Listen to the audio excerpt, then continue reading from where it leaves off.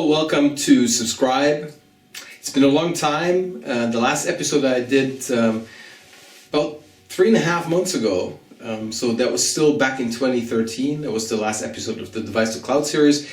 And in the meantime, I've obviously been very busy, so I really didn't get to doing episodes. I was in the US twice in the meantime, and I've been writing a bunch of code, and I've been speaking at conferences. I've been speaking to a ton of partners.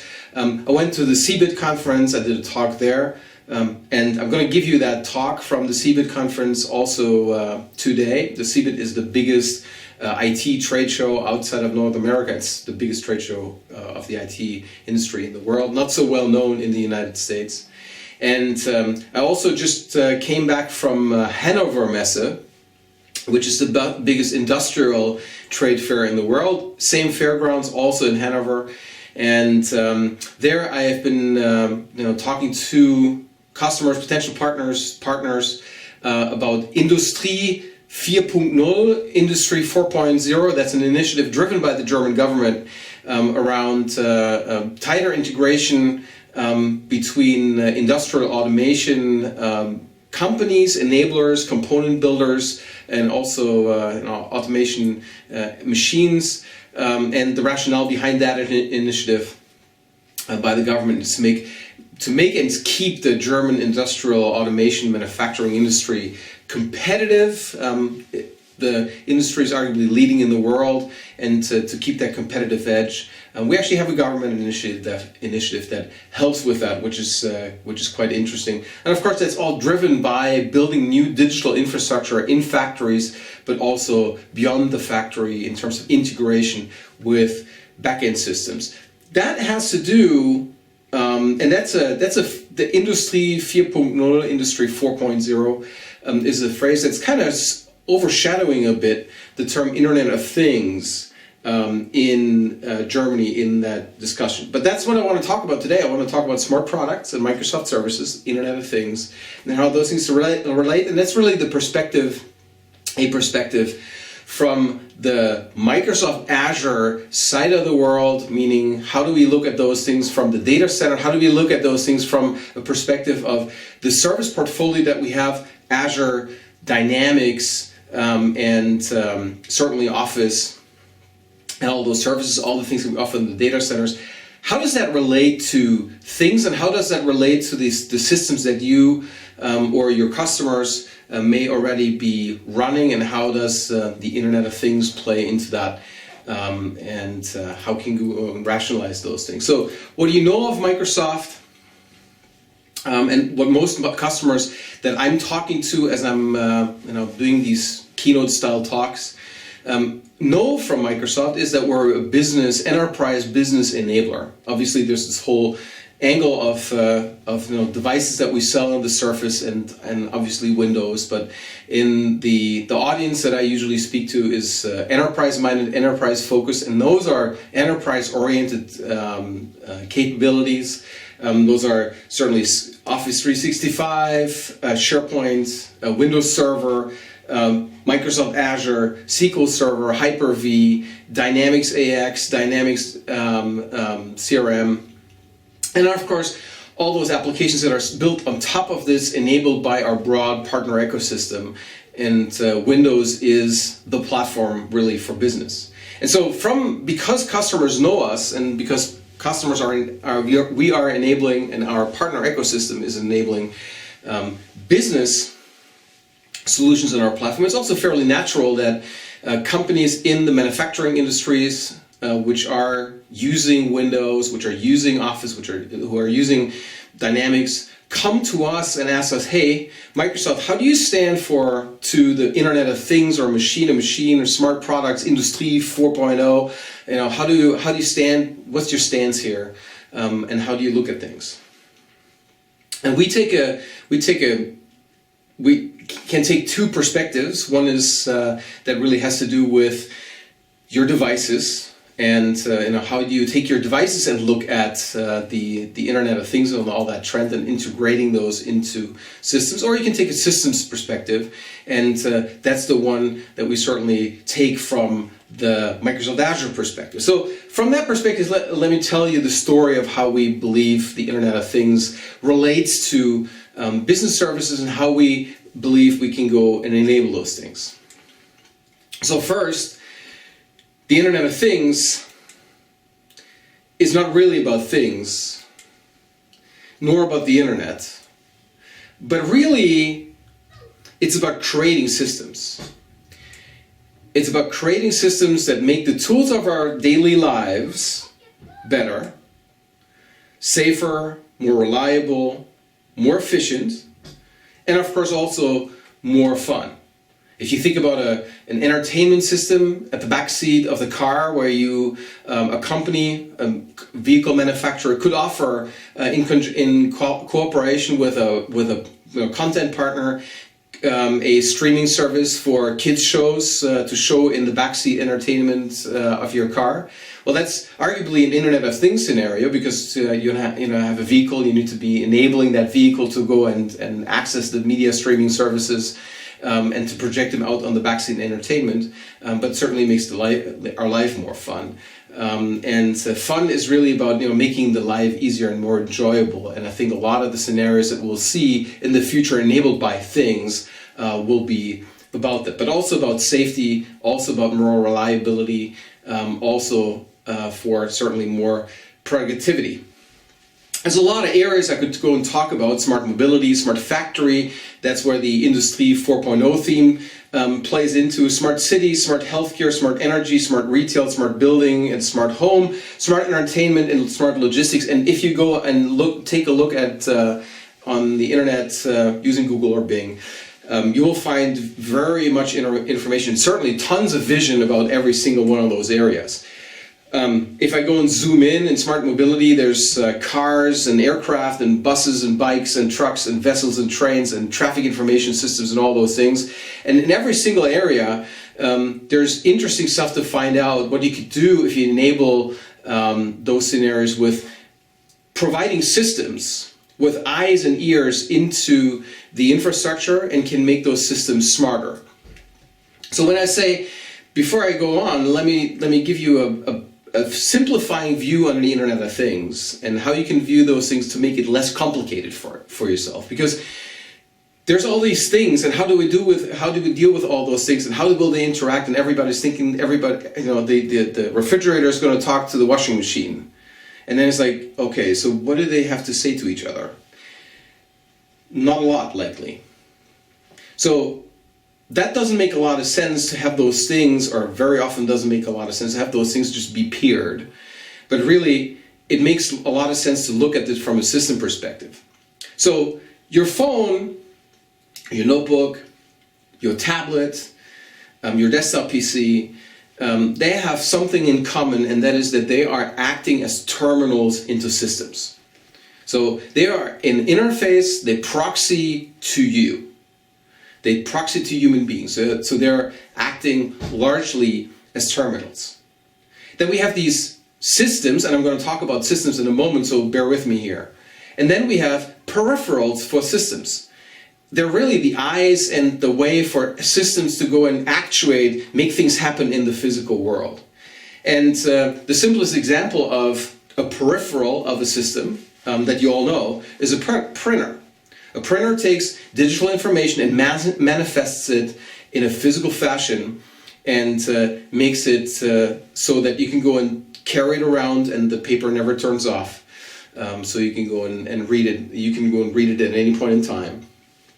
And the printer will also feed back information to you in terms of how much ink is still there, how much toner is still there. So there's telemetry coming out of this.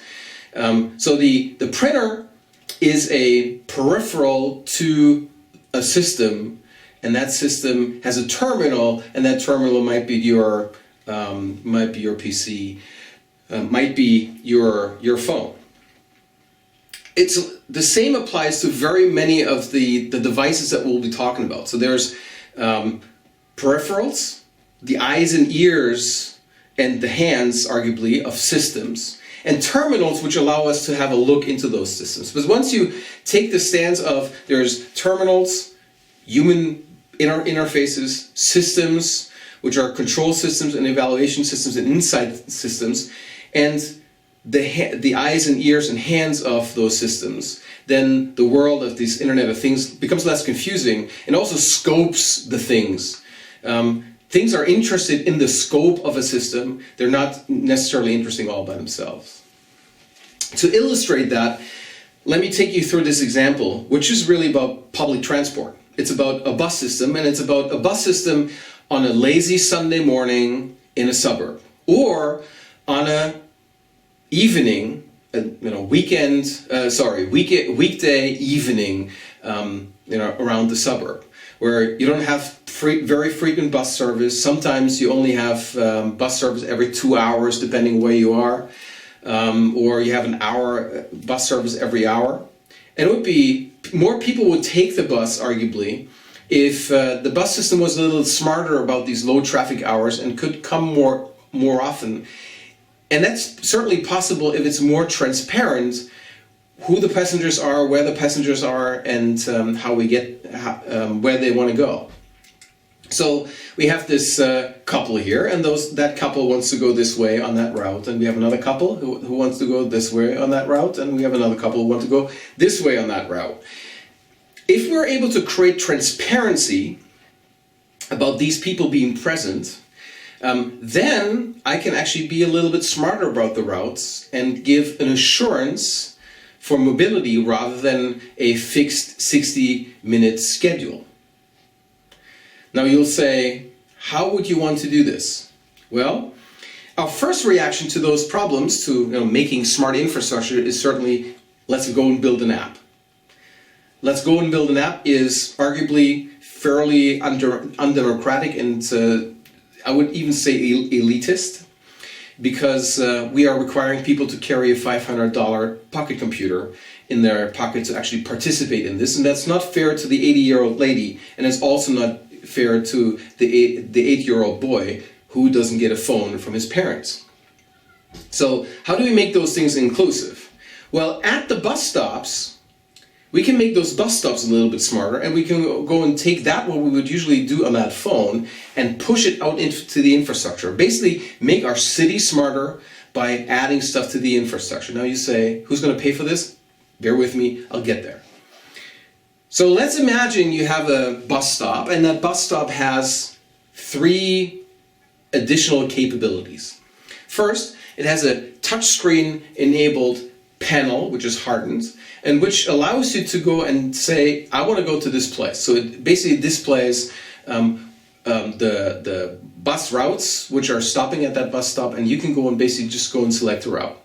Now you'll say, hey, it might be a fairly expensive device to put there. Well, you can make it fairly thin. You can make a very thin, fairly cheap PC with a fairly cheap touch panel. They don't have to cost thousands and thousands of euros. And then you'll say, what do you do about vandalism? Well, the minimal thing you can do about vandalism is you can go to put a camera with live streaming video pictures into the corner as kind of a protection against vandalism against that device. So that's already 2 devices. You get the touch panel and you get the camera.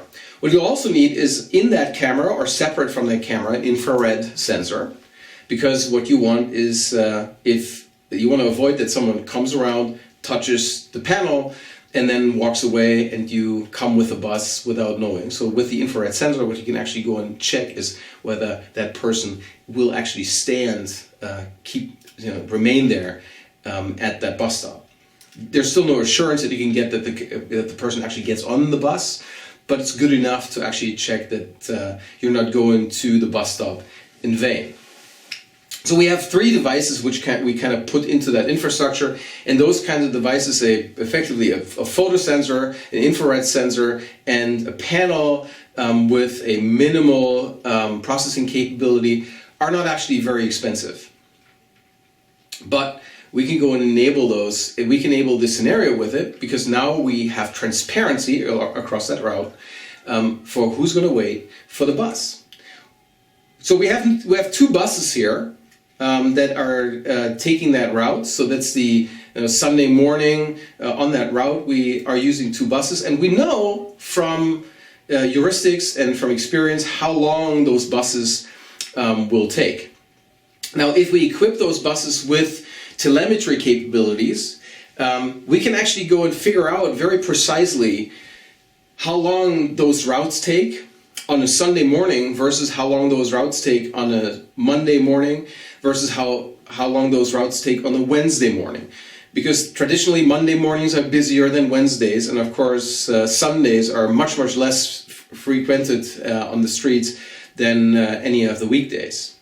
So we can employ here machine learning capabilities to actually figure out not only how it is usually by average on a Sunday, but we can actually be very precise on a particular route, and even on a particular day of the month or a particular day of the year, as we learn over time, make very precise predictions about how long that's going to take, and that can go in, and we can go and use that to optimize that schedule.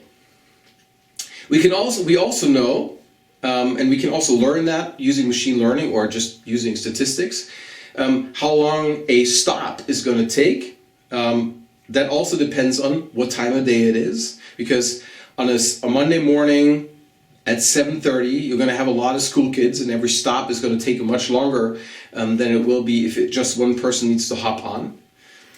And if you have transparency across the route, you can now also go and take shortcuts, because the bus route is not necessarily a straight line, but it usually is optimized around coverage.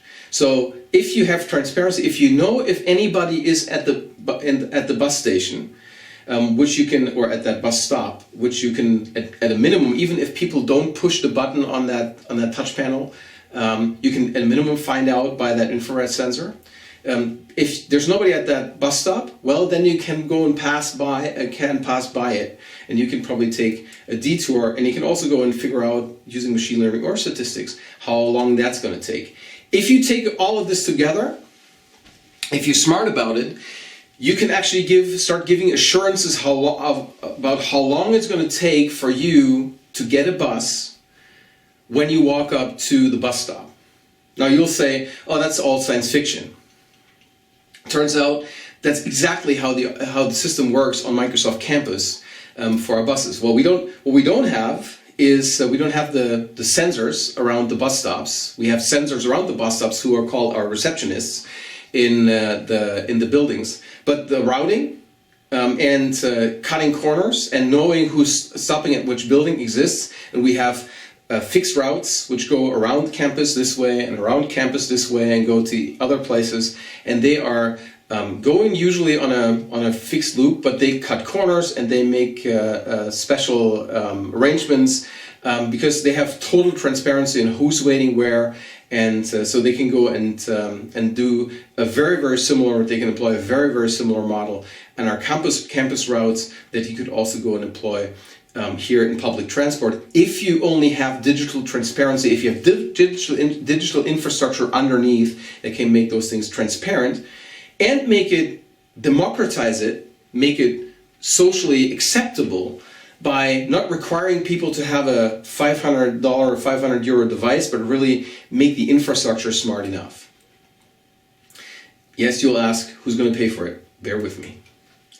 The other thing you can do is for people with those $500 pocket computers, is if you have people who are inquiring when the bus will come, or who announce that they want to get a bus, similar to you pushing the button, and you have a quorum, so to speak, somewhere on the route, then you can form ad hoc stops. And pick people up where they are. You can probably go and go into a neighborhood where you wouldn't usually have a stop, and go and pick people up.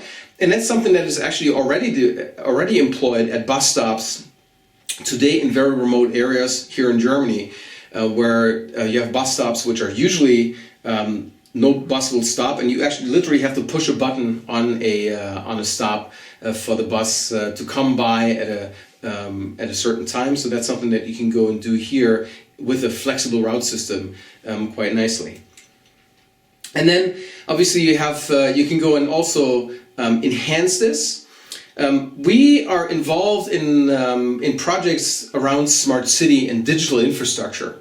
And digital infrastructure in smart city means that cities and states throughout Europe are, and this is something where the EU is actually putting a lot of money into research grants, are starting to compete for grants around digital infrastructure, which means the cities are collecting data about public transport, about traffic, about lights, about weather, about pollution, about all kinds of things, using sensors that are in the public infrastructure, and are looking to make that data available to the citizens. So if you make this public transport information available in a programmable way, then you can build interesting solutions, like you have a service that knows your schedule, so you allow it to have access to your schedule, and the schedule knows that you have to be at this place at 5, and you have to be at this place at 3, and you have to be at this place at 2.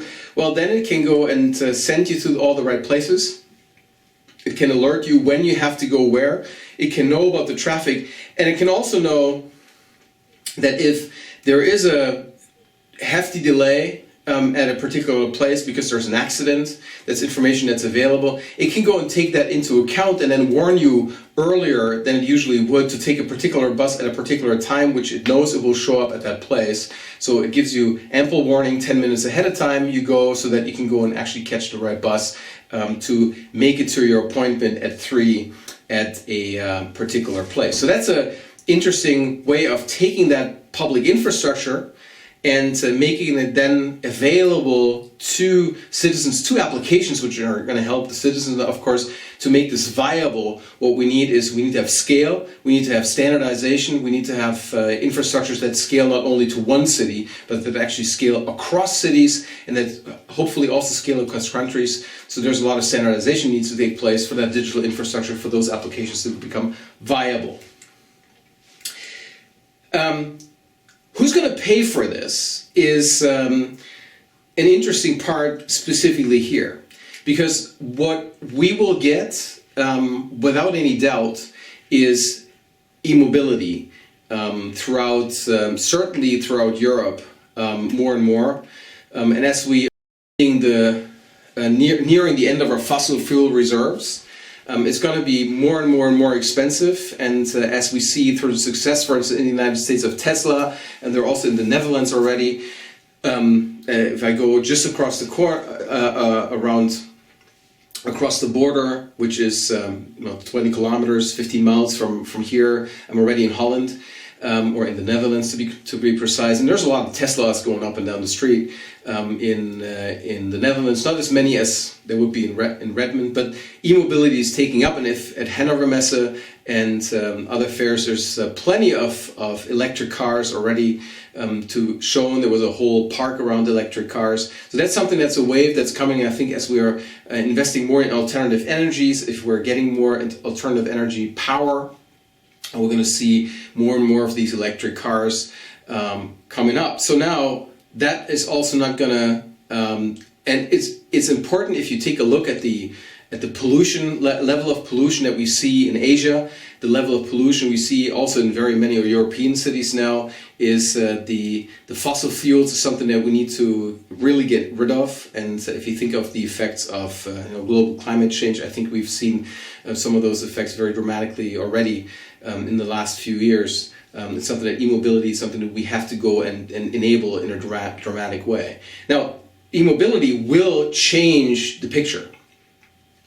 A bus right now, a fully electric, plug-in electric bus, can go between 70 and 90 kilometers, which means that's not a lot for going through the city back and forth on a big route. You can basically go and take 3-4 routes, and you're out of charge if you wouldn't recharge. And so the question is, how do you actually do the management of the recharging? That's something that the manufacturers of those buses, the creators of these e-mobility solutions are currently trying to figure out. And one way, there's several schools of thoughts here. Some is, put a charger at the end stations, as I have it here, and then basically have the bus skip a route and have the bus charge for like 30 minutes until it goes and goes on another route. Or have infrastructure at every single stop, which allows the inductive charging or even plug-in charging, so that the bus can just get far enough to the next stop and then be recharged there, and then use effectively the battery capacity as buffer. So effectively use the time that it takes to load and unload passengers as a charging stop, as a supplement basically to the end station charging, where the driver takes a little break. Once you have to go and build all that infrastructure, once you have to build all that charging infrastructure into the systems because you want to keep the buses running because they're expensive, you now have an incentive, because you're already making those investments, you're already equipping all your stations with new infrastructure. You have an incentive to actually equip them with those 3 sensors that I talked about earlier, and because you're going to have a lot more expensive infrastructure there for that e-charging, and also whatever you take in terms of protective measures to protect that little touch panel will also go to protect your electric charging base station there. So I believe that for a lot of the convenience we can go and build in, which we couldn't put into the infrastructure, that a lot of that new energy management, e-charging, etc., will pay for if we look at the case of public infrastructure, if we look at the case of public transport infrastructure specifically.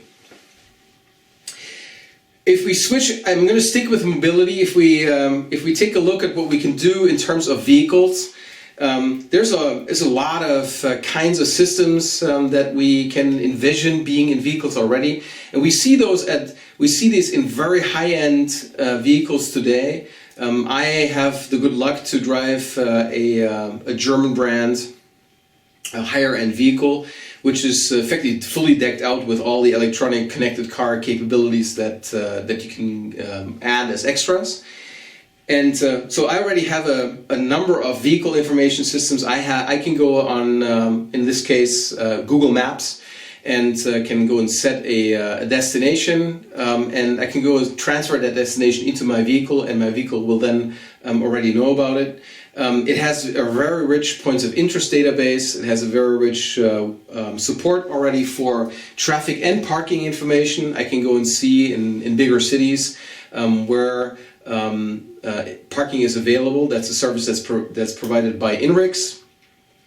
And I have also, for my driver assistance systems, I'm contributing with my car so-called floating car data into a big data pool, and for that I actually get data back. And floating car data is basically information about how fast I'm driving and where I'm driving.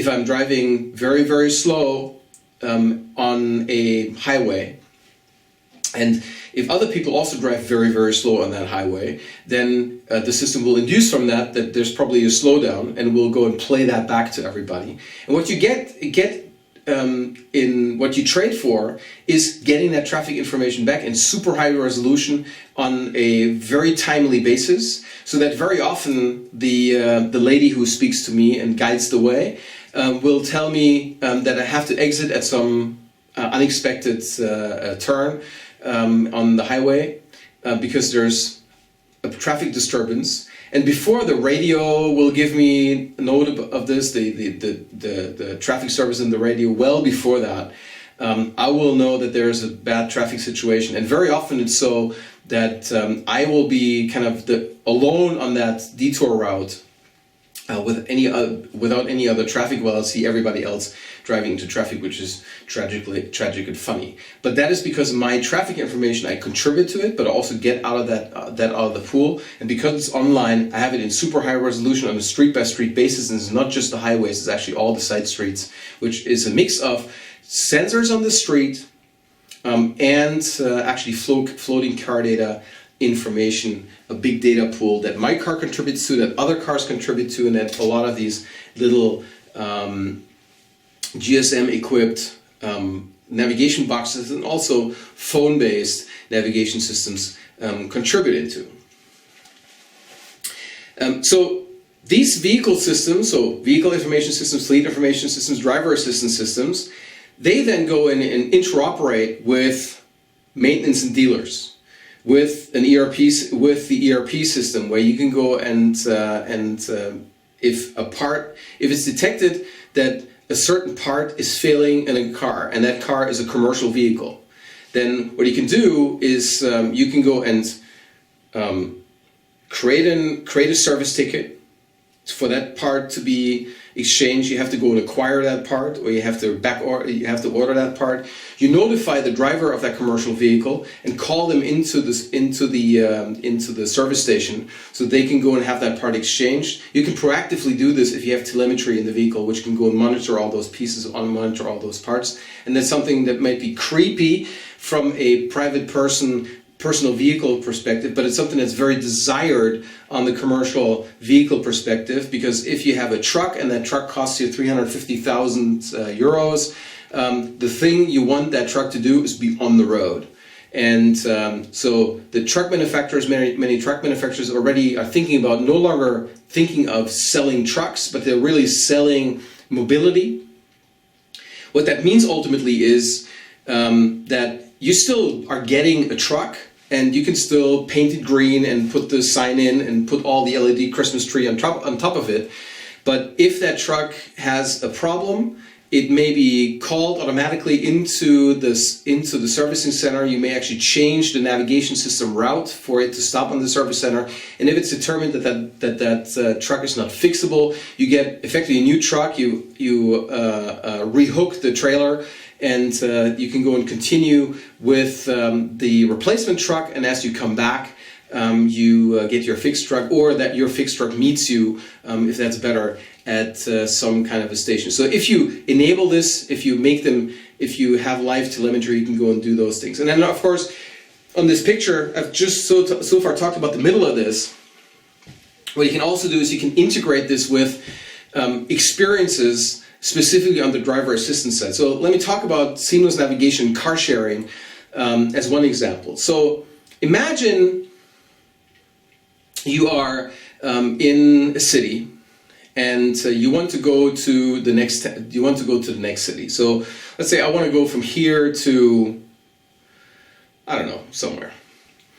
And I am making an inquiry on my website, on my map site, on what is the best way to get from here to another place. The answer might be based on time of day. Maybe I'm asking right in the middle of the night. That public transport is not well available, like the trains don't run necessarily through the night, or I'm asking too early, my arrival times are not fitting. So I ask that site, and the site says you should take a car. Now, maybe I don't have a car. Well, maybe I have a car sharing service.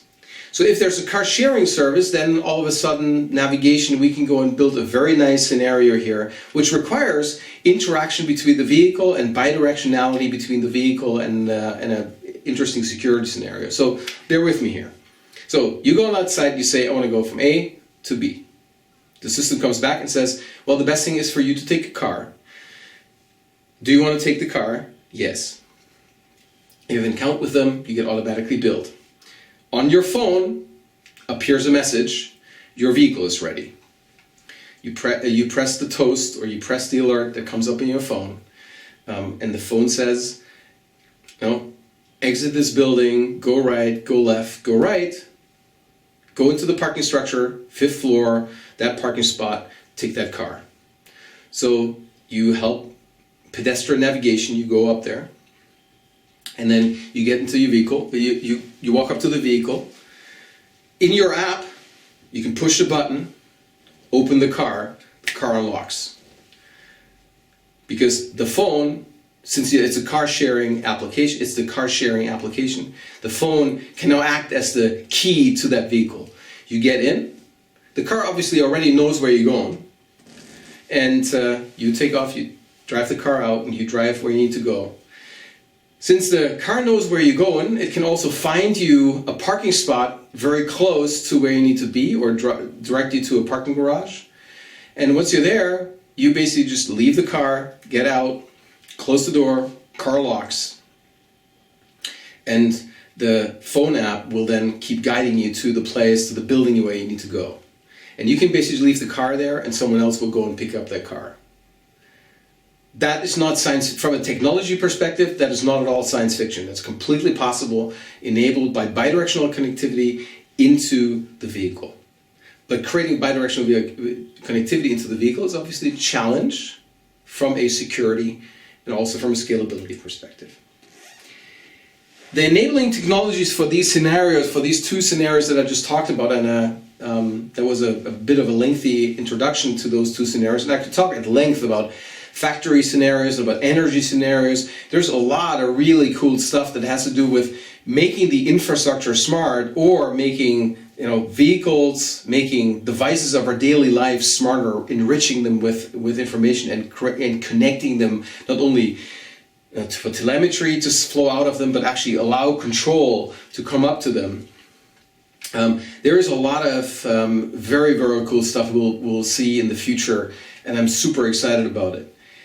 The core scenario enabling technologies here are really four big pillars. The first is data storage analysis and machine learning, service-assisted trustworthy communication, actor-based highest scale computing where we can go and deal with millions and millions of contexts in a super scalable way, and obviously federated identity and access control, realizing that there will be very many kinds of identities in play with all the services that are involved. For data analysis, data storage and analysis, the insights that we can derive, I had that in my part about the schedule we can go and figure out through machine learning techniques or statistics techniques in the bus scenario, is by collecting vast amount of data and basically collecting that data on a day-to-day basis and really being able to see what is that traffic like on Christmas, what is that traffic like on Easter, if I take these common holidays that we have here in Germany, and how's that traffic like on the third week in January versus the third week in July, and you will get very vastly different answers depending on what the holidays are, depending on whether people take vacation. So every day of the year is really different. So you need to go and collect the data if you want to go and actually make good predictions about it. There's three kinds of analysis: real-time analysis, where you go and immediately want to go and react to situations, like you observe that the temperature sensors on the floor of a building suddenly spike up in temperature. That might mean that the sun is just shining into the windows pretty hard, and it just peeked through the clouds. Hello, Seattle. And that you may want to go and adjust the window shades a little bit automatically, or that you may go and turn the air conditioner up a notch. That's something that you might notice by having an aggregated view across an entire floor. So these things which are needing rapid reaction. Now, of course, the temperature change that doesn't really require rapid reaction, but there's a ton of things that are going on which require reaction within a few seconds. And of course, if we talk about factory automation, then there's also, we're talking about milliseconds, sometimes microseconds, which you will not do, which you will keep doing on the factory floor. But everything that's kind of in internet latency time, 100 milliseconds maybe, is something that you can actually go and integrate with cloud systems. State correlation, alerting, limit detection, firing alerts if a machine goes out of a tolerance level that you may go and figure out, and then alert the service technician to go and take a look. That's all stuff that happens with real-time analysis and temporal queries, also called complex event processing. Data at rest analysis is what you do to go and detect trends using special databases, special discovery techniques. Hadoop is an implementation of MapReduce that will help you to go and mine effectively very large amounts of data for trend information, where you can go and have define jobs, analysis jobs, and apply them to a very vast amount of data. Or you can have different kinds of databases to do all kinds of different analysis jobs. And very often it's not that you can go and just use one database, but very often it's like you might use 2 or 3 or 4 different kinds of databases depending on the questions that you might have. And then obviously there's a new trend, machine learning, pattern detection, behavior prediction, plausibility analysis, and fraud detection. There's a lot of other things that you might go and implement using dedicated machine learning platforms. And well, I don't have anything to say here about that yet. I think we will hear something in the future. We have a very big machine learning platform, which you might know. And that's certainly an interesting thing to being for. Actor-based computing is a scale-appropriate compute model for server-side logic, complementing device functionality on a per-device basis. What that means is we have an actor-based computing engine which we just presented at the Build conference, presented again at the Build conference, which allows you to run effectively small programs in an isolated fashion in the scope of very many different contexts.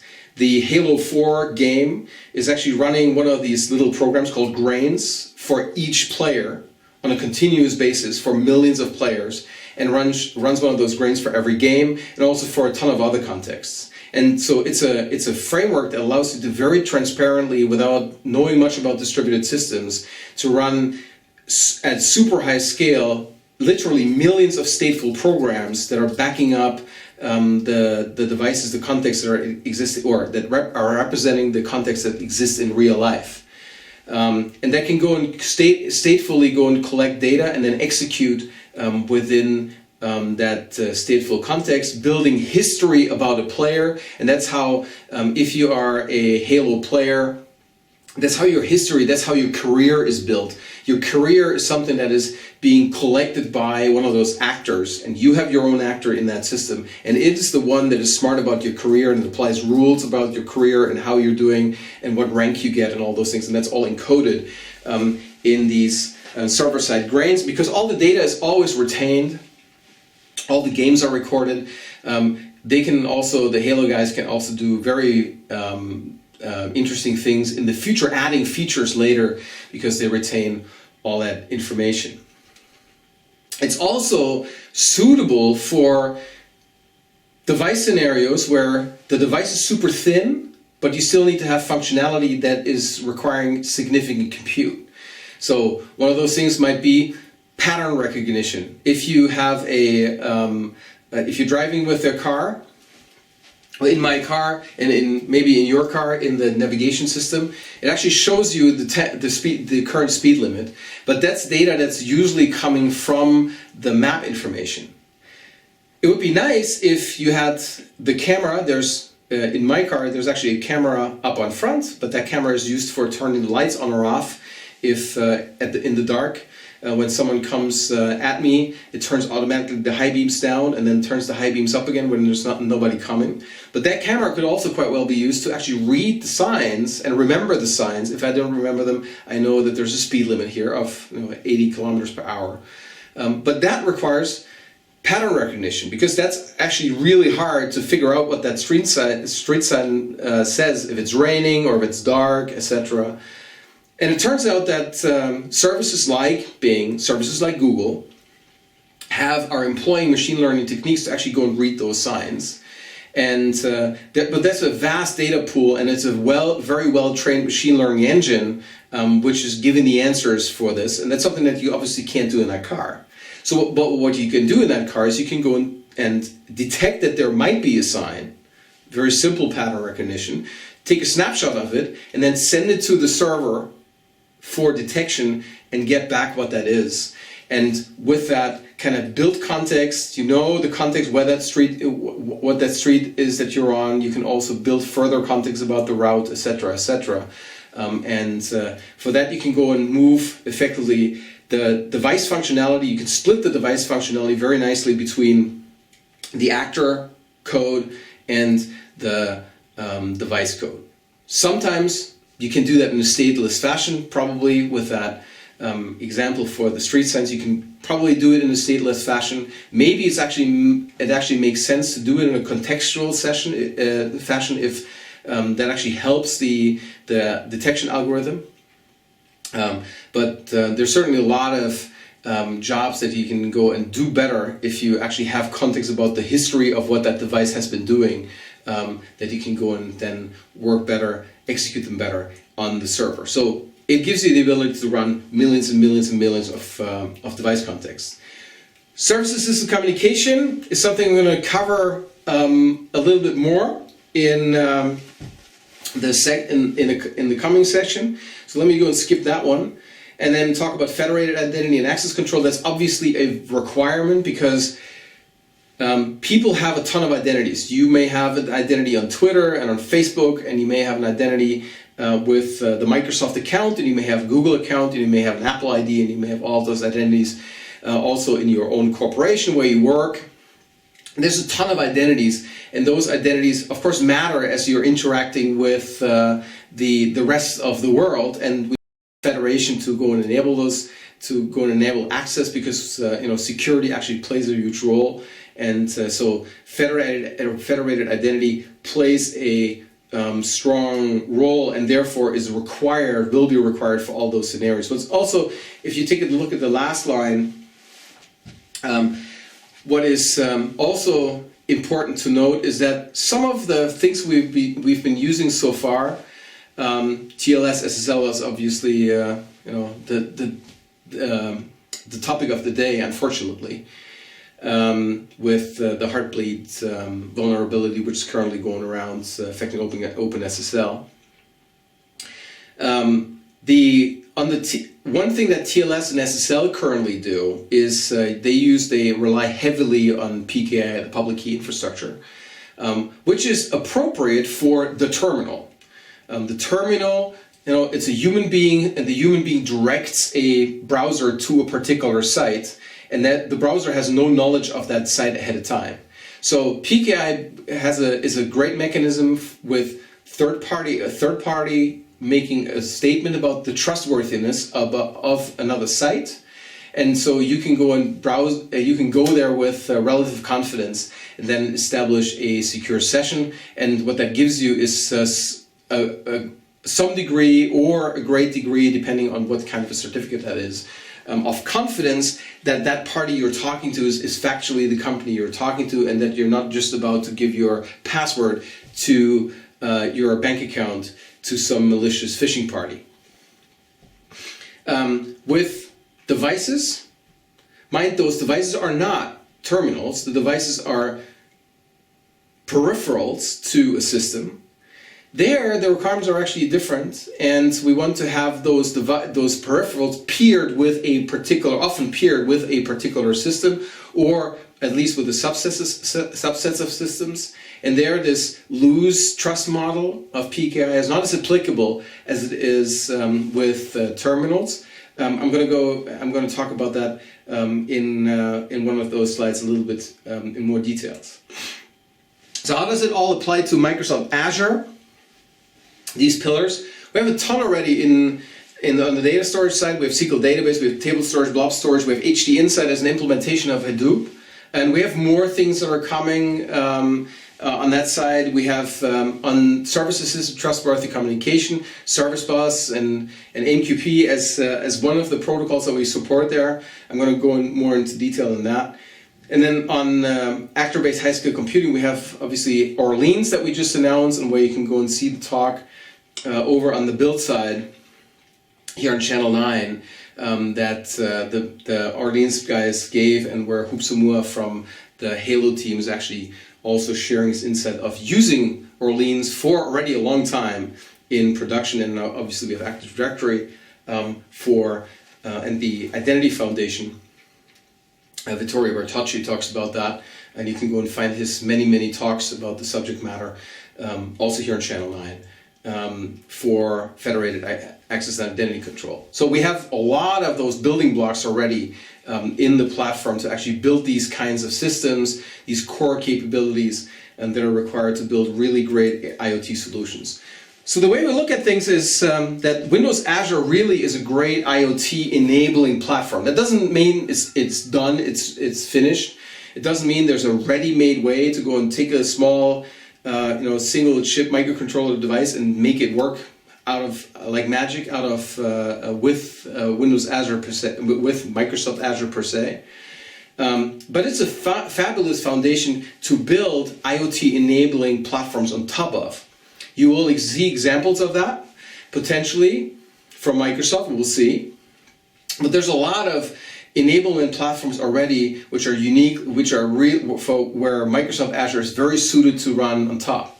And of course, there's going to be a lot of companies, vehicle manufacturers, companies which build consumer products at very high scale, hundreds of thousands or even millions of units every year, who will need enormously tight control over the entire experience and who will not be very happy with a pre-crafted, out-of-the-box experience. And they will have to go and build themselves or through an integrator a solution that handles vehicle telematics for them or handles predictive analytics and maintenance for them and integrates that with their IT systems. And we believe for that, Microsoft Azure is a fabulous platform.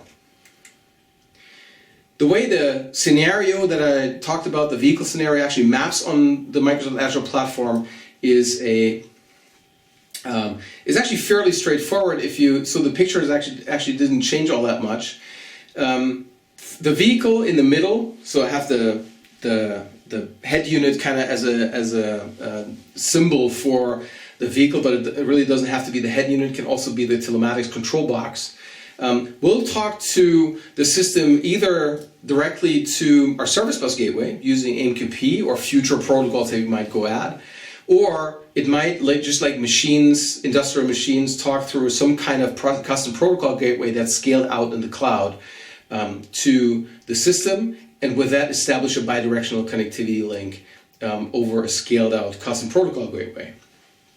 There's a telemetry dispatcher, and the telemetry dispatcher goes and sends data down into the backend systems, and there's a service bus or web API surface area that will go and talk back to a command router, which then will send these respective commands up back to the devices. Now you're kind of in the vehicle information system, fleet information systems, and driver assistance systems, which are sitting behind this scale-out communication gateway. And you can go and implement those on IaaS, on cloud services using C# or using Java or using whatever language you prefer, and even use existing solutions that you have and bring them into the cloud on top of our storage capabilities that we have. I'm missing obviously MySQL here and all the other kinds of databases that have been certified and ported to run on Microsoft Azure. And then you can go and enable experiences very nicely, which go and leverage the capabilities that we have for interacting with mobile devices. Mobile services can go and be the interface to the human being on the phone. We have Windows Azure websites where you can go and build a portal. We have SignalR, how you can go and give real-time feedback on tracking where is the vehicle, and you can go and project them on the map and just move things around using SignalR. And you can, let me just go back. Oops. And you can, of course, use notification hubs to notify mobile customers of certain events that are happening. Hey, there's a service that has been scheduled for your car because we believe that your car is going to break within the next 14 days. You better come into our service station. So that's something that you may want to go and announce initially through a notification, so that the customer knows that immediately, and then it kind of has a reminder, kind of a badge on their app, so they can go and interact with it and find out about what you did, in addition to possibly go and sending an email using external services that we have certified in our store, like Twilio or like SendGrid. Send an email, send an SMS to integrate all those things. And then, of course, on the hardcore integration side, Service Bus, BizTalk Server, BizTalk Services, and also virtual networks to integrate with existing systems that you may have either in the cloud or that you may have on premises, that you can go and integrate with that high-scale gateway infrastructure.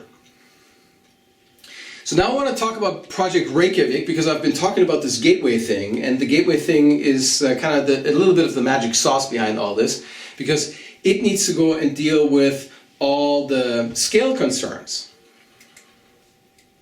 So Project Reykjavik is something that, oh, and by the way, as I say Project Reykjavik, something I should add is, the name Reykjavik is something that I didn't come up with, but my friend Mary Jo Foley, the blogger from ZDNet, came up with. We had a Twitter conversation, we have to go and dig this up, a while ago, and I said, hey, Mary Jo, you can pick a Microsoft code name, what would you pick? And she said Reykjavik, and that's what I chose. I didn't tell her what it's for, and she had the opportunity to know about it at Build, and certainly knows now. So Mary Jo, that's for you, that's your thing. So Project Reykjavik is dealing with effectively communication. It's building this device gateway and providing that device gateway. There's this huge amount of link layer protocols that exist: GSM, GPRS, HSPA, and LTE, certainly on the mobile operator side. There's weightless and Wi-Fi over TV analog white space, very little chips, and of course very well known technology, because it's like using the analog TV's frequencies.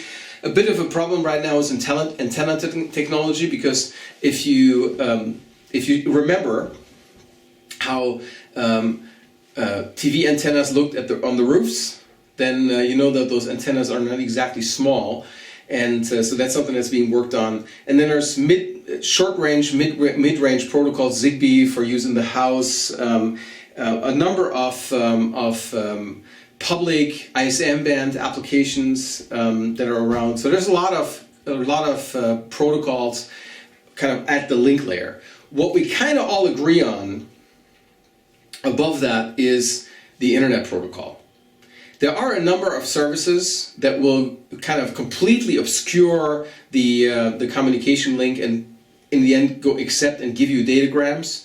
But ultimately, the way you get at those datagrams from those services, which are kind of providing black box connectivity of that sort, is through IP and through TCP or UDP. And then you have a number of protocols layered on top of this, obviously HTTP, HTTPS, where HTTP2 is going to be interesting also in the devices space, because the wire footprint is going to be more compact. It's a binary protocol instead of now a text protocol. So it's much more compact. It's going to be much better in terms of latency, and it's also going to be in bounds, bidirectional. Then there's AMQP. A very good protocol for messaging.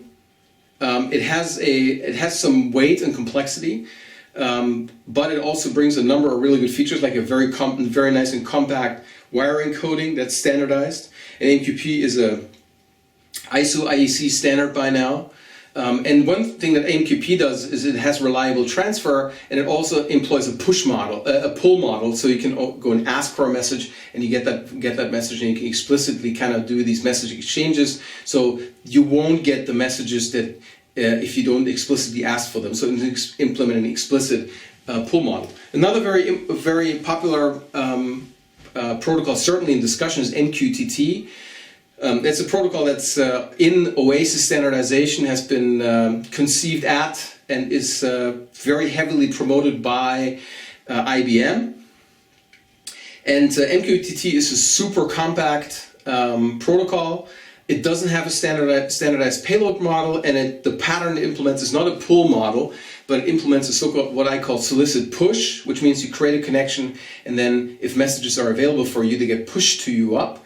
The upside of that is you don't have to ask for them. The downside is that you can't ask for them, which means you have to go and deal with, if there's a lot of messages and so you're actually multiplexing to multiple so-called topics, or you're expecting data from multiple topics, you have to keep reading if you want to go and process those in parallel subsystems, which means that one of your subsystems kind of might get overwhelmed, for which the pull model that's employed by AMQP is better suited. So it's really, it mostly is a trade-off decision of what you prefer. And MQTT has the advantage of having a smaller wire footprint. And then there's a plethora, a huge amount of custom protocols. Even if we're, no matter how you lean, whether MQTT or MQP on those two standardized or in standardization messaging protocols, which us as the messaging people would probably like most, there are a great number of standardization consortiums that exist in parallel in the manufacturing industry, in the vehicle industry, in basically all of those areas of smart products, which are all coming up with their own notion of standards on top of IP and top of UDP. Some like ODVA call this whole stack TCP, IP, and down to all the link layer protocols. They call this Ethernet. And then they layer IP on top of it, which is called the industrial protocol, but which is a completely proprietary stack. A vertical proprietary to the consortium stack, where you have to go and pay to pay for the spec to get access. So to declare any of these protocols, kind of even the messaging protocols, as the de facto standard of the Internet of Things is very, very premature. I think we're going to have to live with very many dozens of protocols in that world. Also, there's another protocol called CoAP, which I have out on the side because that rides on top of UDP, and it's something that is a protocol for constrained applications. Some folks believe that HTTP2 is going to displace it in some way, but it rides on top of UDP. It's datagram based, and it's for small devices which can't deal with TCP buffer, but it's otherwise implementing the principles of representative state transfer, REST. So basically has a fixed interface just like HTTP, implements the same principles as HTTP, but just in a much more constrained way. So that's something we realize, that there's going to be this diversity of protocol, and that's something that you will have to deal with if you're building applications that want to go and leverage the IoT space. If you're building platform for the IoT space, I believe that's the reality that we're going to face, is that there will be no one standard. And if you have if you're buying an appliance and an appliance speaks MQTT, that's wonderful. But we believe that actually you will have to go and support much more than that, than just that one protocol. But you will actually have to go and support a ton of protocols. So extensibility is really key. Connectivity is the key battleground right now. Mobile operators are giving us a lot of options. And we will have to go and integrate that kind of connectivity into a system, in the sense of being able to activate a device, being able to deactivate a device, make it known to the system, give it access rights or not access rights. But that also involves that you are able to go and play with all these last mile connectivity providers, because ultimately the way how the devices get connected to a network-based system is through a last mile radio link very often. And what the battle is about right now is really the kind of radio that's being used. The de facto standard in that way, the mobile operators would like us all to believe, is of course GSM, GPRS or CDMA. So that's all the existing, or LTE, of course, the existing infrastructure, and the mobile operators are trying really hard to sell you new SIMs. But there's also alternative technologies. There's companies which are building new capabilities, new networks, completely based on public bands, on ISM networking, with sometimes very little bandwidth, but very low power use, which is sufficient for a lot of scenarios. If you think about, you have a huge farm and you have 5,000 cows on that farm. And you want to know you want to get an alarm if one of the cows doesn't feel well, if it has a little bit of a high temperature or has issues with its heartbeat.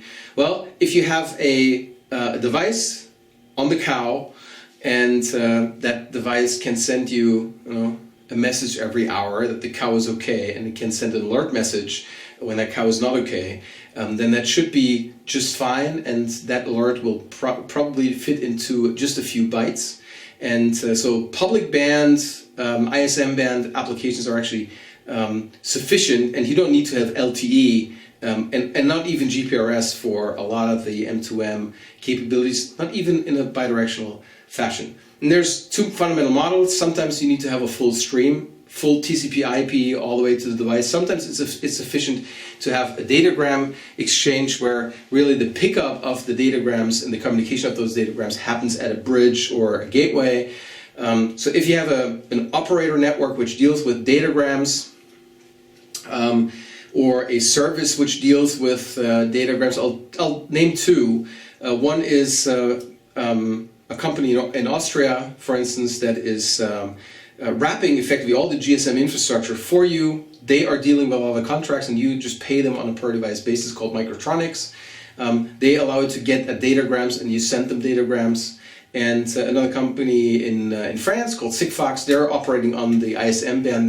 They're providing something completely similar, but they're operating their own network, and they're doing that over ISM, and they also allow you to exchange those datagrams that you can go and then access.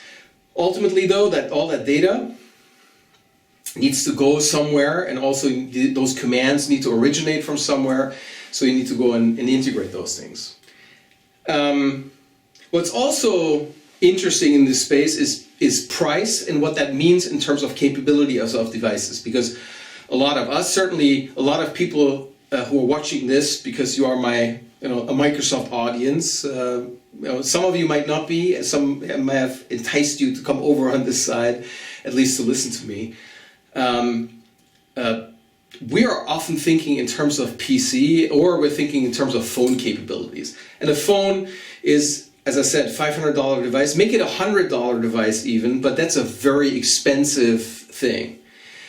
So let's say we're going to make that mythical internet-enabled toaster. And that internet-enabled toaster can, in the morning, put a slice of bread in, and you push the lever down, and it starts toasting. The toast will pop back up, and it will have either a sun or a cloud or a snowflake on it, depending on how the weather is going to be once you get dressed after breakfast, or when you need to go and grab your coat and your umbrella. Now that mythical internet toaster, without internet, currently costs $39.95, right? Plus tax in the US, €39.95 euros, including tax in Europe. So that's how the difference between with the VAT evens out and the exchange rate. How much can you add to that? Not 100 euros that it costs you for a smartphone. Not 50, not 20, maybe 5, more likely 3.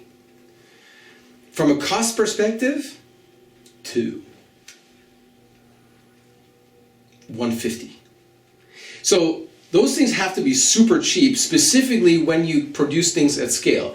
If you are saving 10 cents, and you say saving 10 cents 2 million times, that's a lot of money. So what we'll see is we will continue to see constrained devices. So even if you take this little Netduino, or if we take the current, the Internet of Things master device of choice, the Raspberry Pi. Well, the Raspberry Pi is only 30 euros, 25 to 35 euros or dollars, depending on taxes and exchange rates. But that's a lot of money if you want to go and add that to a device. So it's a fully featured ARM 32-bit processor, can go and run Linux, and it has a bunch of memory. But that's not common for the devices that we want to enable, because we cannot justify making all the products $30 or 30 euros more expensive. So the Raspberry Pi is not a good example. What's a better example is really one-chip microcontrollers. They're made for a special purpose. And if you go to manufacturers like Renesas or NXP or Infineon, or ST Micro or Atmel, and you go and take a look at the portfolios that they have in terms of processors or microcontrollers, and the kind of of feature differentiation that they have, and the amount of ROM and RAM, and what you can go and buy. It really is about that a few cent price difference here or there for very large lots of those microcontrollers. And that's something that's very interesting to go and take a look at. Kind of inform yourself of what that costs. Certainly as software people, as hardware people, you know all this, but as software people, to kind of inform yourself where those constraints come from. And if someone says, hey, I have this device and the device only has 32K in RAM and only 16 or 32K of ROM, that's not crazy. That is just price driven, and that's just the reality of the world. Sometimes you may not even, and sometimes you may not even have power. You may have a device which needs to communicate over radio, but which needs to have a battery which needs to last for 10 years. If you have a glass break sensor and that glass break sensor wants to talk to you because the glass broke, you can't run that on Wi-Fi because the battery is going to be empty after a day if you have a big battery, and that's something you can't afford. So you're going to have a very low power radio frequency transmitter in that thing, and it will only turn on if it really needs to, and then it will run on battery forever. So all of those things, physical constraints matter, energy matters, and so if you have a car that's less than, let's say, 10 years old, you have these bulky keys. The bulky keys have a microcontroller in them with crypto logic on them, so that if you open your car, you can only open your car, and that's all digital radio that's happening there. There's a microcontroller in that chip. Obviously, that can't be too large. It's battery constrained, because how often do you change the battery in your car key? So all of that actually matters. So just a few kilobytes of RAM, program storage, and ROM are actually fairly common in that world. So there's a number of challenges that come with that, with the devices, with the scenarios, especially when we think about devices that are mobile. So you have a car that you want to go enable, you have a vehicle application that might be the city bus, that might be a connected vehicle with all the entertainment systems or with telemetry, that might be a ship. It might be a ship that runs up and down a river. There's a lot of scenarios where things are in motion, wearables around you, where you have to deal with addressing. So you want to go and issue a command to a device. Very many solutions aim to use this, to solve this with very traditional means of networking. So you give the device an address, and the device listens, and you send the message to that device. Lots of problems with that. First of all, if you're driving with a current M2M mobile operator contract, you will likely have enabled domestic roaming. That's something that is illegal with voice, at least in the European Union. That can't be done because of competition. It is allowed in M2M. So if you have a contract and you're in Germany with T-Mobile, you can actually go and roam into the Vodafone network. You can roam into the O2 network. You can roam into the E+ network. Same thing, likely, I assume, in the US, or you're on AT&T, you can roam into T-Mobile, etc., etc. As you hop networks, you hop complete address spaces that are assigned to those. So even if you could get an assurance in that operator network that your address is stable, you won't get that as you're hopping across those networks. So your address of that device will change, and then you would have to go and re-register that with another service. That would also be true if you had a IP mobile implementation and you had a roaming gateway, which are enormously expensive, and if you think about it, are probably not the best idea in terms of latency, to have a fixed home network in terms of latency, and in terms of infrastructure that you build just to route the traffic of all the devices always through some home network, because that home network needs to be homed somewhere in a fixed place. So you always have to go to that place and back from that place. So you have a pretty bulky infrastructure that you need to have for IP mobile, without necessarily that being worth a lot, because the one thing it enables is really give you a stable IP address. And what you then still don't have solved with that is sparse connectivity.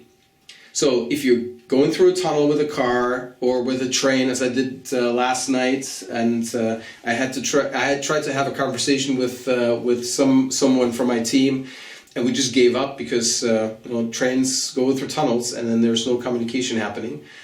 Parking garages, mobile coverage, just sheer congestion on the network. If you are in one of the Asian megacities at rush hour, might be that you won't be able to talk on your phone just because the capacity is not there. And at very many sports stadiums, I'm lucky. Our sports stadium here, Borussia Park, of my home team Borussia Mönchengladbach, has been equipped at the beginning of the season with ample capacity in terms of networks. So now we can go and Facebook and Twitter our experience at the park. But in a lot of scenarios where you have a lot of people showing up at a place and the capacity is not there, there's congestion for wearables. And then, of course, security. Now, how do you deal with actually the device being a server? Is that okay, right? How do you isolate devices from each other if you were using a common approach like VPN? To deal with all this, to deal with the addressing thing, there's no S in VPN, as I say. So there's isolation issues. If you all map all those devices into one network, how do you actually segregate them from each other? How do you avoid them talking to each other in an uncontrolled fashion? And probably have a compromised device wreak havoc. And then the biggest issue of them all is that you need to have millions of these devices actively, concurrently speaking with bidirectional communication needs. And that's something that is an interesting one because that's a Twitter and Facebook scale problem. And I'm singling out Twitter and Facebook specifically because Facebook is the website that people have open all the time. And that kind of gives you updates on that feed. It's very interactive, and it's a bidirectional it's not only one bidirectional connection, but there's actually a ton of bidirectional connections that are happening, and people have that open at all times. So Facebook needs to maintain these millions and millions of connections with you. Twitter has a similar problem because they also show you kind of how many messages are available. So they also maintain these connections, and also Twitter is something that people have on. Either as an agent on the mobile phone or at the website very often during the day, and there's very many millions of people who are using these services. If you are a vehicle manufacturer and you're shipping 1 million vehicles a year, or you're shipping 5 million vehicles a year, or you're shipping even more, and you want to go and provide these seamless experiences, you want to provide control gestures, not as a premium high feature which you're selling 15,000 vehicles of every year, but actually put this into every vehicle that you produce, then you are now faced as an automobile manufacturer with the same scale problems that folks like Twitter and Facebook, and of course us with the Skype properties and with Xbox Live and Bing and all those assets are faced with. Obviously, I should forget Google with all of their assets. So the biggest internet companies basically are attacking the million concurrent connections problem. And now we actually get industrial products, smart products manufacturers who are faced with exactly the same kinds of problem because they need to maintain bidirectional routes into their products, and they need to maintain those because of latency. If I push the button and open that car-sharing car, as I said in the beginning, that car needs to open perceptibly imminent, which means I have a second or 2 seconds at most to make that happen, which means the car needs to be ready to take a command 24/7 anytime when someone shows up, and that requires that you maintain a route. And if you were doing this on the web, you would be using WebSockets. If you're doing this with a vehicle, you're probably going to use also some other bidirectional messaging standard, AMQP, MQTT, or one of those very many custom protocols that I talked about. The principle of protecting those devices and maintaining these routes is something that I call service-assisted communication.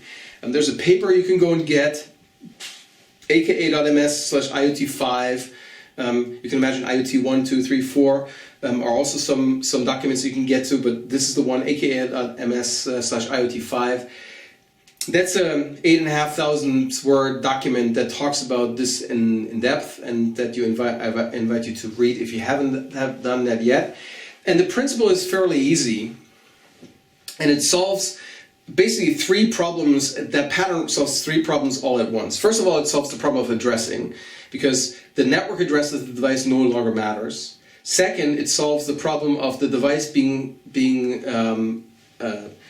an easy victim for network attacks, because it no longer actively listens for network traffic. It doesn't solicit incoming connections, but it only makes an outbound connection. So it solves the addressing problem, it solves the security problem, the defense problem, basically, and moves that elsewhere.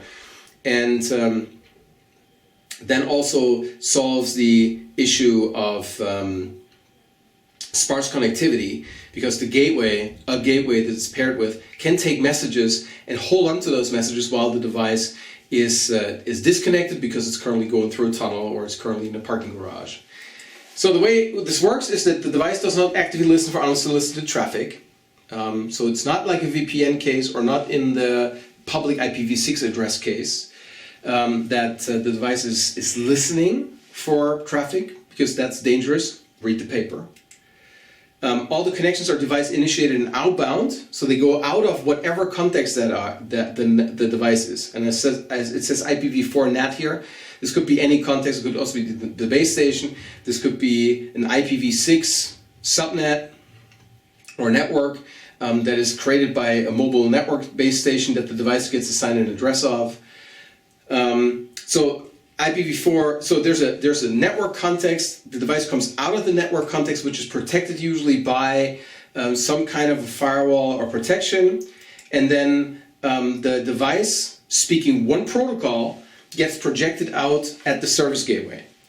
Now, at the service gateway, I will speak to the device using its logical device identifier, no longer its address, which means that I've now kind of separated myself from the addressing concerns. Whenever the device shows up in a different network, whenever it goes and those local roaming hops the network, it immediately reconnects back to the gateway. Inside that gateway is effectively a little inbox or a mailbox for the device, where all the datagrams, all the commands and notifications for that device land. And as soon as the device connects, it can go and get them. Those little datagrams, the messages, can be outfitted with a TTL, a time to live.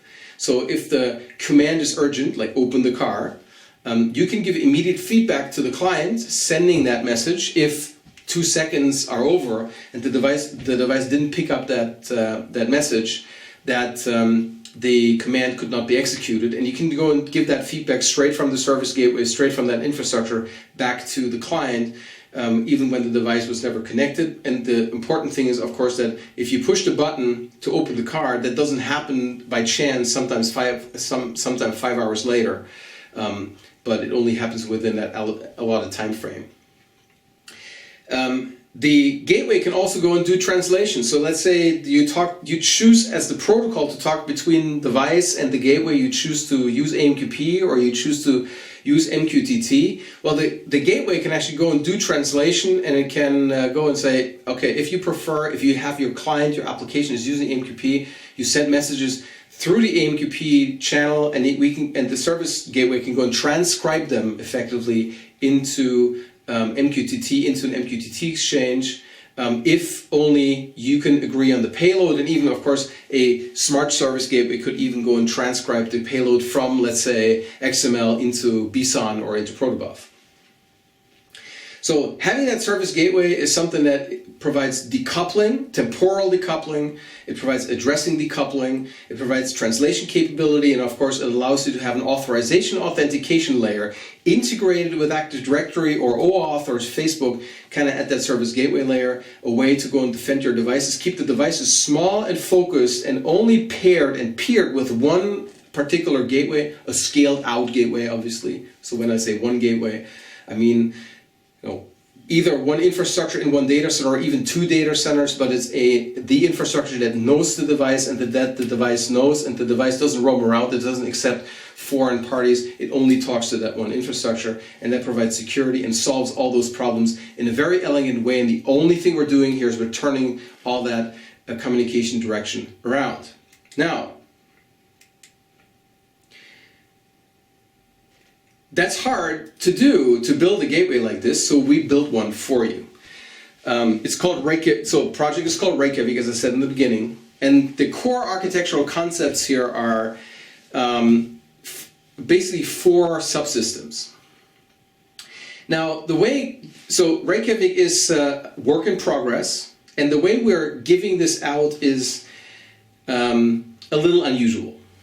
So the way we're engaging with Reykjavik is we have the code, and we can make that code available to interested parties who have the problem.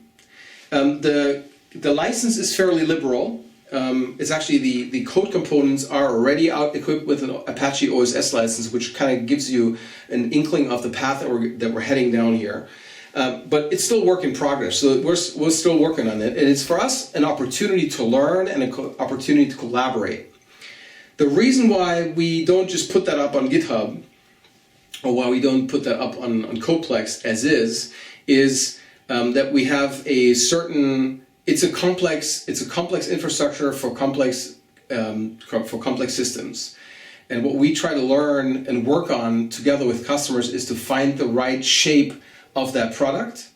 And so we are with people we're very close contact with, we want to go and kind of take them by the hands, and they take us by the hand and kind of learn together in a very serious kind of collaboration effort. And so we're engaging with a number of customers already on this, and the way the engagement model is typically that we have a consulting partner, so Microsoft Consulting Services or some other partner who takes a customer by the hand, and then we work together on making that happen. That is not meant to be, so that's a point in time statement. The goal is to make a bunch of those components literally available up on GitHub, up on Codeplex, and I'll explain also to you which we think those might be. Not a promise, but a hope that we can go and make that happen. So number 1 is the custom protocol gateway host. That's infrastructure is effective set of patterns for Microsoft Azure for running things on top of worker roles to implement custom protocol. The first 2 custom protocols we have here are MQTT and CoAP. Service Bus as it stands only supports the MQB protocol. It might be that some of the work that's being done here for the custom protocol goes and migrates over into the fully supported product, into Service Bus per se, so that MQTT may hop over and we may go and support that straight on Service Bus. Not a decided thing, but very well possible. But the goal for that custom protocol gateway host and the framework around it is to allow very easy implementation of protocol parsers effectively, and protocol handlers, which can then be hosted in a scaled out infrastructure, and where the framework ultimately takes over the handling of TCP connections and also UDP routes, and tears them down and gets them up and accepts and has limiters on them. So does all the things that are that are a little bit harder for folks who are not familiar with distributed systems, but who are very well capable of reading a spec and understanding which bytes to parse off the wire, etc. So that's number 1, implementing custom protocol, because we believe, as in the beginning, that there is a ton of protocol that will exist.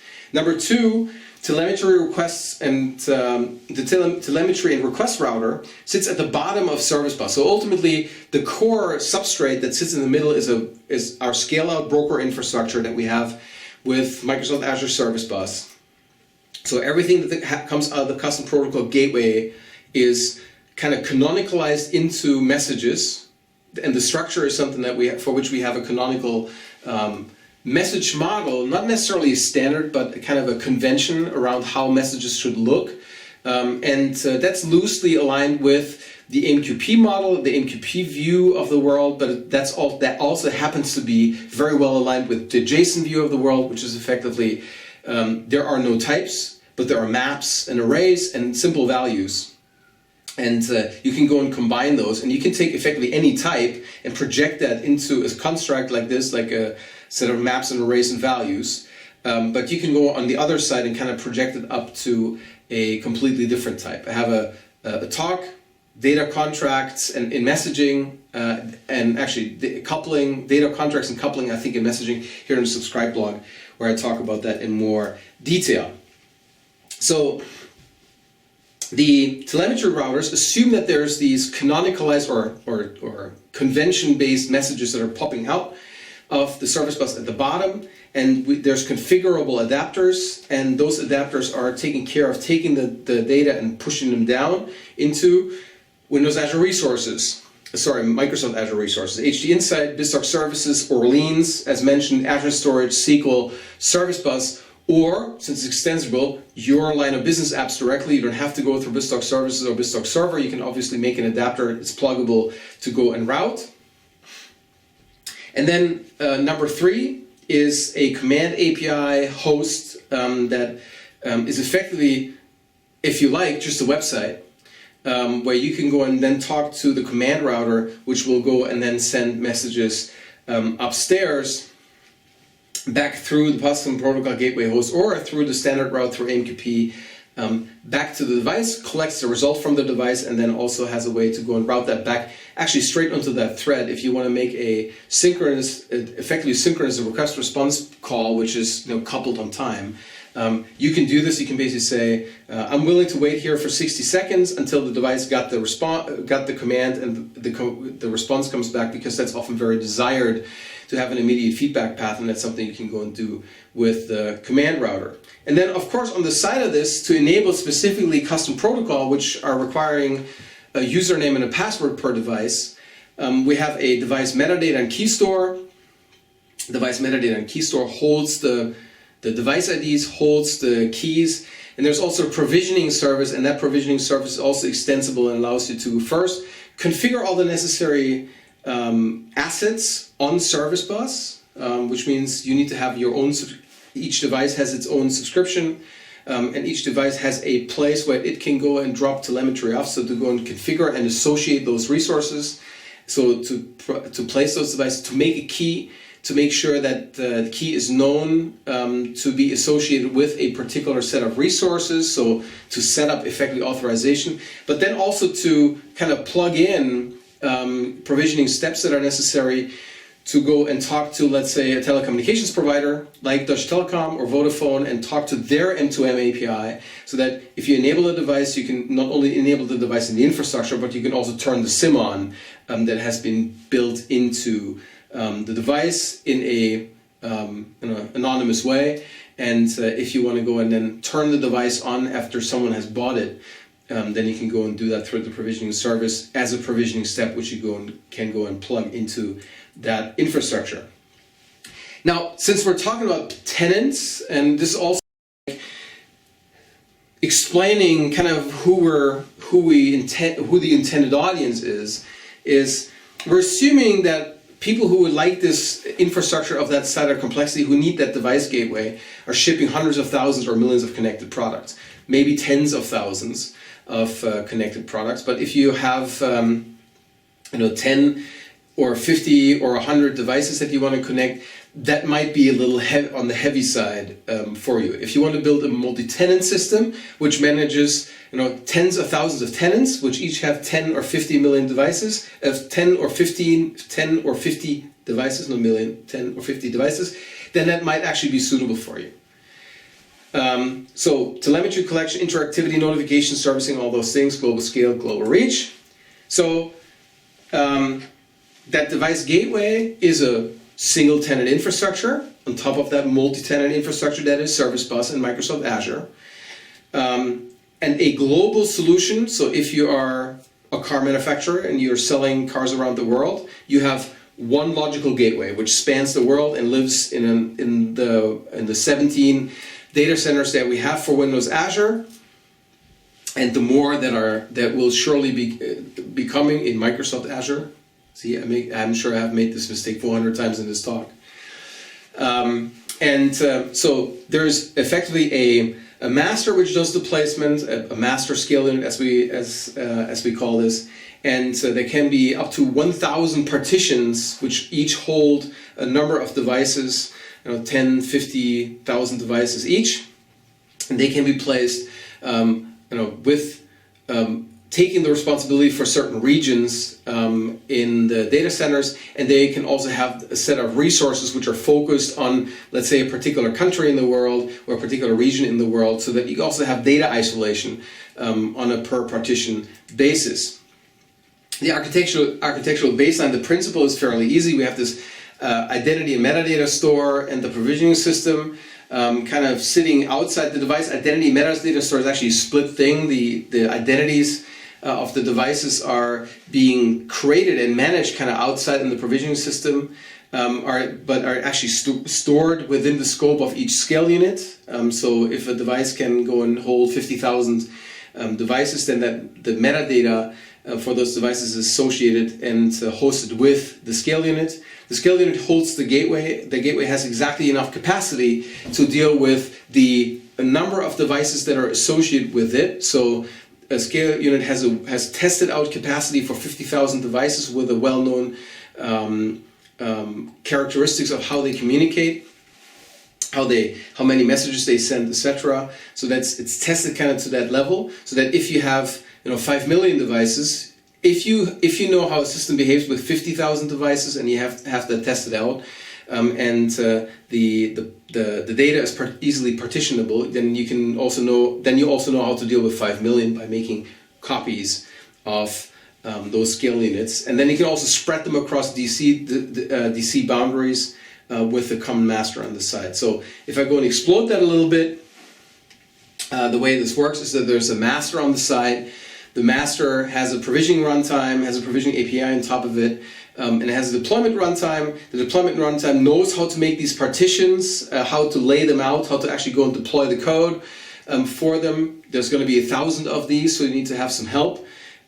Potentially, you need to have some help in getting them rolling and placing it into the right places. And the provisioning API is there to actually go and place devices into these individual partitions. Each partition itself has a set of ingestion topics, which take the data that comes from the custom protocol gateway or directly from the devices and sends them down into the telemetry pump, which then pushes them down to the adapters, and the command router kind of uses a tree of topics to get to the individual buckets where the devices can get their data. You can address those devices using the device ID, or you can address those devices using a tag.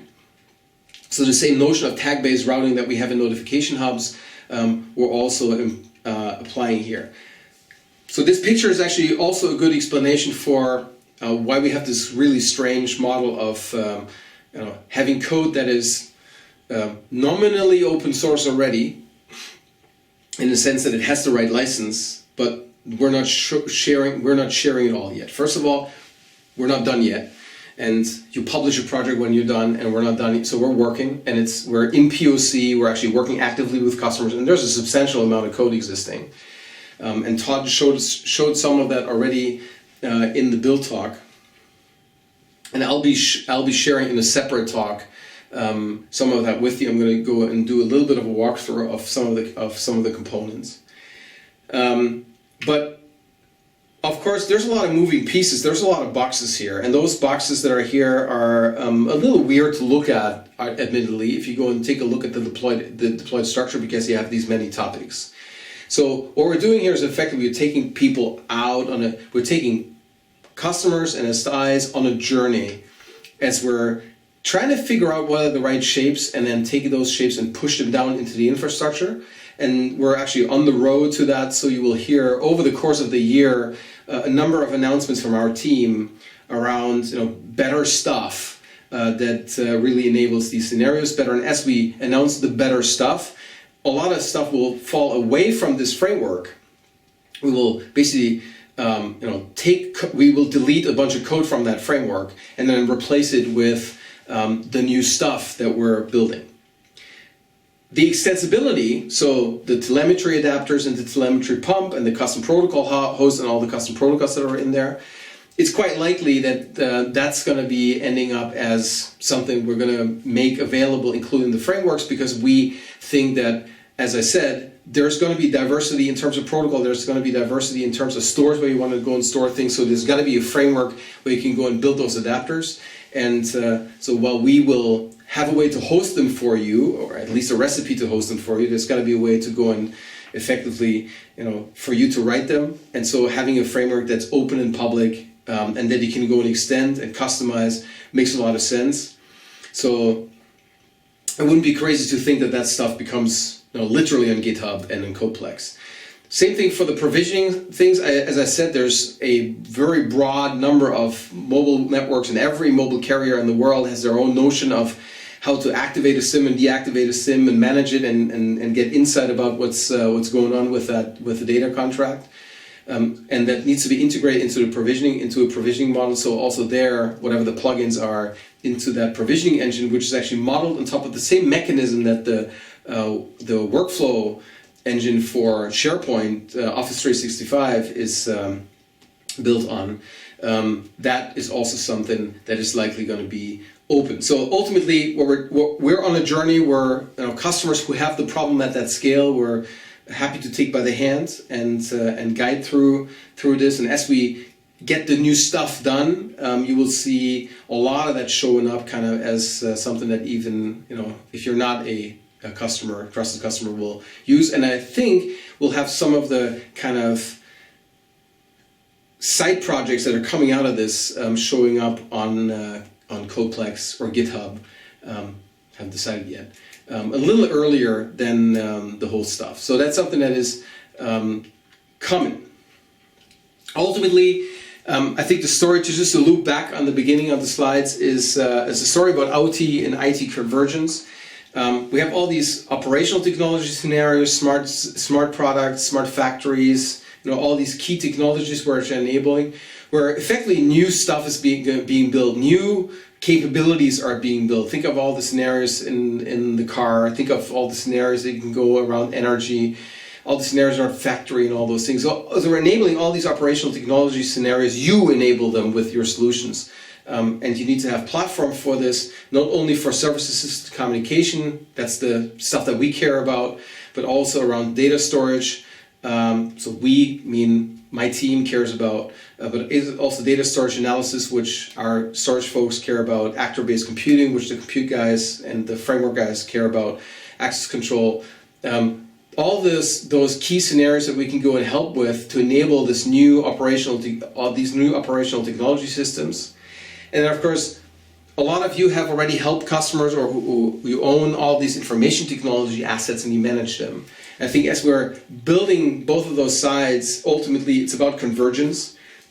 It's about taking the systems you already have and make them better connected with the customer who are using the products, and making sure that that connect happens and that you start learning better how your products function, that you know better how your customers are using them, and you also can help your customers better. And that is really the integration between the information technology systems and the operational technology systems and the convergence, because ultimately that is where the business value is. This is the combination of the information technology and operational technology is exactly where the business value, this is where the money will come from, is that you can go and actually go and merge those things and improve the experience, make products truly smarter.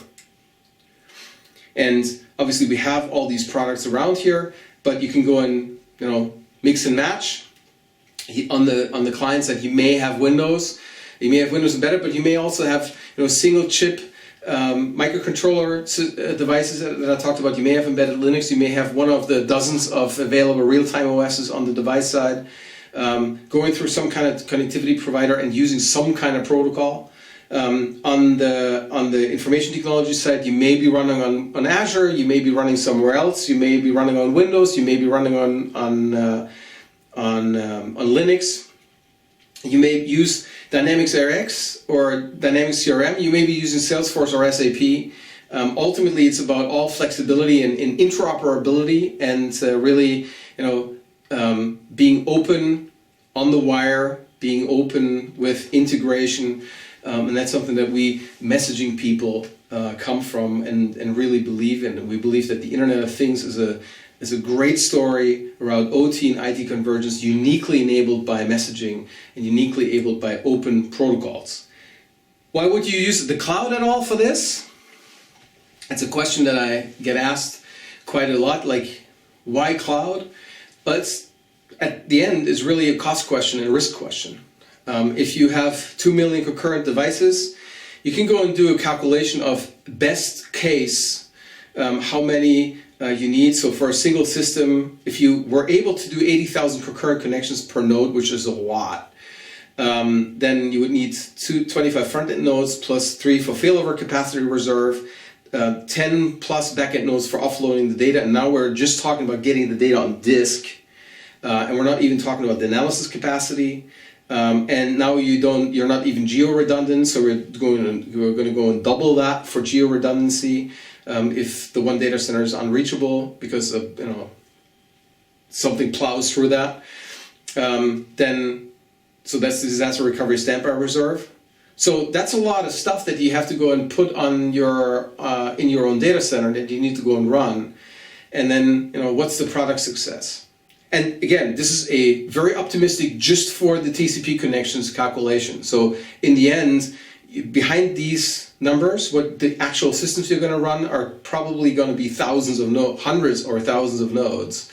And so the question is, are you going to put all that capital expenditure there? Are you going to take that risk, or are you going to grow with the product success and just rely on a cloud infrastructure? And of course, if you think about what the cost economics are, specifically also around storage, if you're yourself are running as a manufacturer of goods, are really running a good data center operations, you can probably store a gigabyte for excellently 50 cents, probably $1 for the common way per gigabyte per month, if you factor everything in, including cost. And if you look at the prices of cloud service providers who offer, like us, who offer cloud redundant, geo-redundant storage with disaster recovery all in, for in the order of, I don't know what the current prices are, 7 to 5 cents, 4 cents,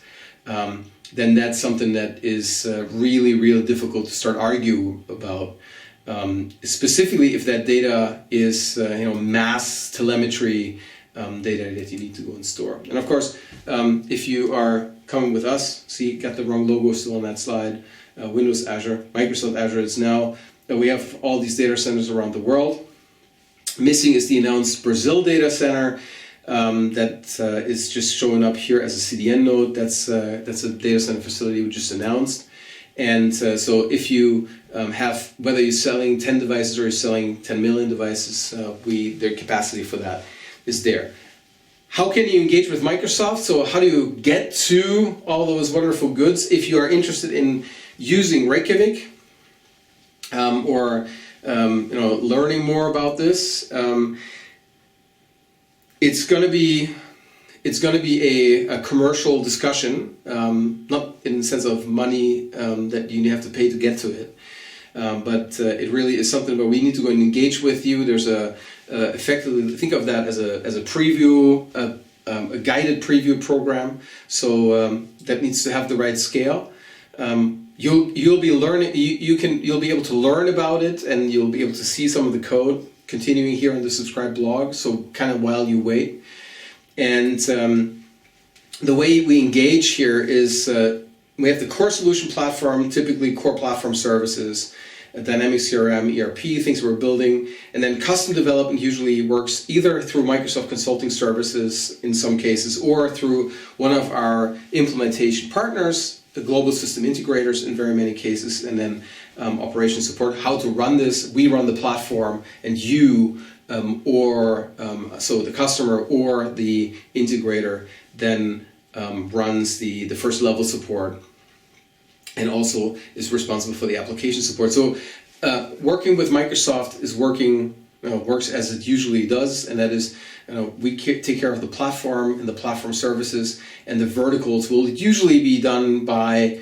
partners, and we're enabling partners with those platforms. And that's also why we're building infrastructure patterns effectively, codified patterns like Reykjavik and help, and then learn out of this to take the patterns and then push them down into the platform to make them more useful, and then ultimately to run them for you. Because if you take something like Reykjavik today, you have to run it, You get the code, but then you also own the code, you also own running it.